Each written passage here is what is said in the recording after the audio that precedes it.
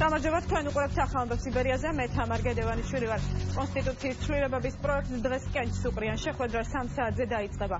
უკვე ცნობილია, რომ ცვლილებების პროექტის კენჭისყრაში მონაწილეობას არ მიიღებს არც ერთი ოპოზიციური პარტიის წარმომადგენელი. ალტერნატიული პროექტის წარმოდგენა შეხვედრაზე არასამთავრობო სექტორი გეგმავს, მათ შორის საარჩევნო წესთან დაკავშირებით.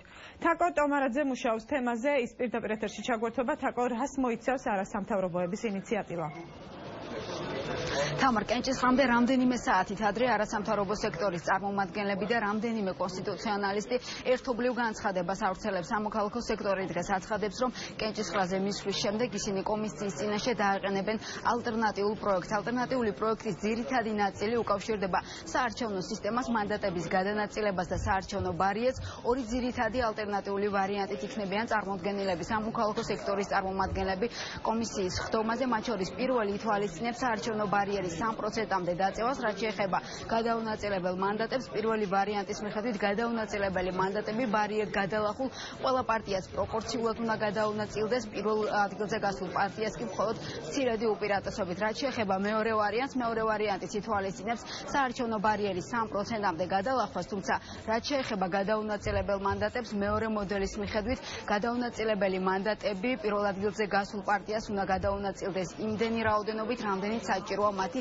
პარლამენტში 80 დეპუტატის შემადგენლობის შესავსებად. დანარჩენი მანდატები კი არჩევნებში ბარიერ გადალახულ სხვა პოლიტიკურ პარტიებს უნდა გადაუნაწილდეს. დღეს სამოქალაქო სექტორის წარმომადგენლები და კონსტიტუციონალისტები აცხადებენ, რომ იმ შემთხვევაში, თუ კი კომისიაზე არ იქნება განხილული მათი ალტერნატიული ვარიანტი, მაშინ ისინი კომისიის შემადგენლობაში საკონსტიტუციო კომისიის პროექტს კენს არ მყრიან.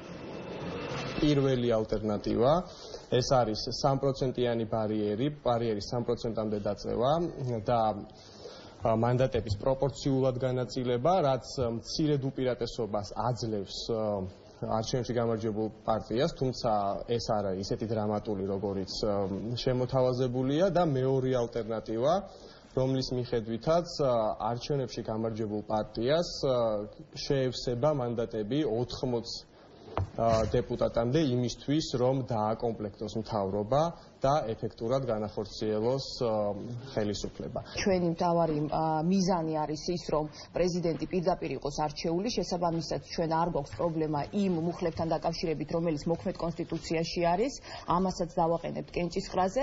რაც შეეხება საარჩევნო სისტემას, მე ვიტყოდი, რომ ეს პირდაპირ კავშირში არის პრეზიდენტის არჩევნებთან. ხომ, იმიტომ რომ რეალურად თუ კი იქნება უსამართლო საარჩევნო სისტემა, ფაქტიურად და პრეზიდენტიც პირდაპირ წესით არ აირჩევა, ფაქტიურად ამ შემთხვევაში ძალების კონსოლიდაცია და ძალაუფლების კონსოლიდაცია მოხდება ერთი მმართველი პარტიის ხელში. ამის შემდეგ რჩება ორი მნიშვნელოვანი ეტაპი, თქვენ იცით, ერთი ეს არის საერთო სახალხო განხილვები და მეორე ეს არის ვენეციის კომისია, სადაც ჩვენ აქამდეც აქტიურად მუშაობდით ვენეციის კომისიასთან და კიდევ უფრო ინტენსიურად გავაგრძელებთ მუშაობას იმისთვის, რომ ვენეციის კომისიამ სწორად გაიგოს და აღიქვას ის კონტექსტი, რომელიც ამ ქვეყანაში არსებობს. მე დარწმუნებული ვარ, რომ მათ ეს ძალიან კარგად ისმით, მაგრამ ჩვენ, რა თქმა უნდა, ადვოკატირებას მათთან გავაგრძელებთ და დარწმუნებული ვარ, რომ ვენეციის კომისიისთვისაც მიუღებელი იქნება ის უსამართლო სისტემა, რომელსაც დღეს ხელისუფლება გვთავაზობს. სამოქალაქო სექტორის წარმომადგენლები და კონსტიტუციონალისტთა ნაწილი საუბრობს იმაზე, თუ რა გეგმები აქვთ მათ იმ შემთხვევაში, თუ კი საკონსტიტუციო კომისია მათ ალტერნატიულ ვარიანტს არ განიხილავს და არ უყრის კენჭს.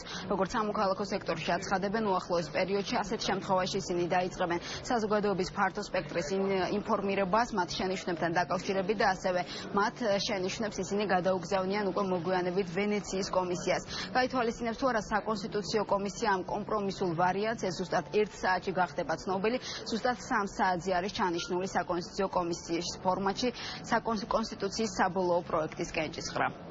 მადლობა, პირდაპირ ეთერში თაკო ტომარაძე.